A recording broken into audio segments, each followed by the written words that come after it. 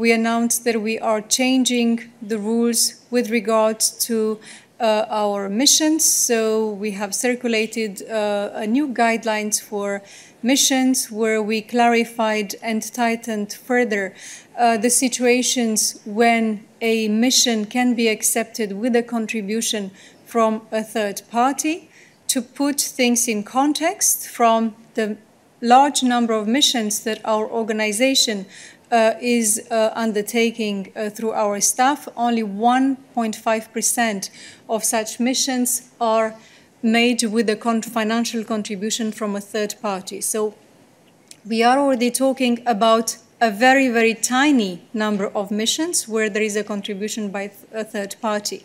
But with the decisions that we announced last week, we have tightened and reduced even more the possibilities for accepting a mission that is covered at the expenses level by a third party. So now it would only be possible for commission staff to accept missions paid for by third parties outside the European Union if they are in the framework of an international organization such as G7, G20, or for teaching at a university, whether private or public. And in the European Union, such missions would only be accepted if they are paid for by the authorities of our member states. So this is already a very clear tightening and a further clarification of the guidelines on when such contributions by third parties can be accepted. And those rules apply with immediate effect.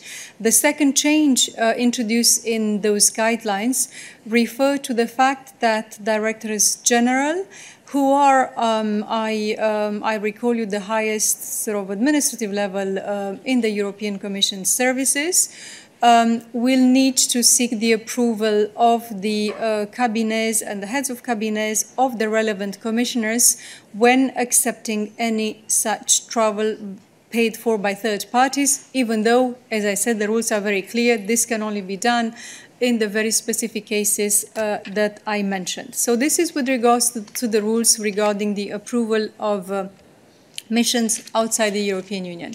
With regards to the case of Mr. Hololei that we spoke about last week, indeed, we have shared the information that there was a number of missions that he performed outside the European Union where there were contributions by third parties, and according to that system in place at the time, he assessed himself that there was no conflict of interest that was involved in that mission.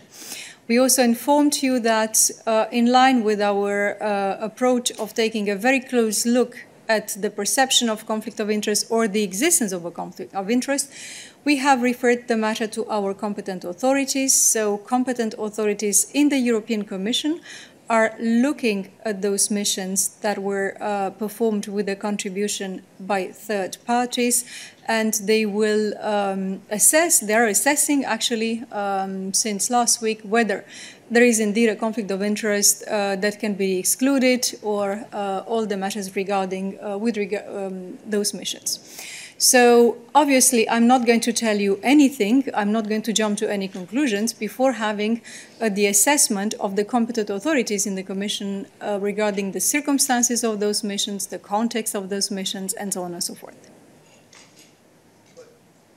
So as I said, at this stage, we are at the level of assessing the facts, the circumstances, and the context with regards to those missions. Now, anything that is related to our staff is in the staff regulation. So I cannot jump to conclusions, and I cannot anticipate what the results, the conclusion of this assessment will be, but the appropriate steps will be taken depending on what the competent services in the Commission will find in relation to this matter.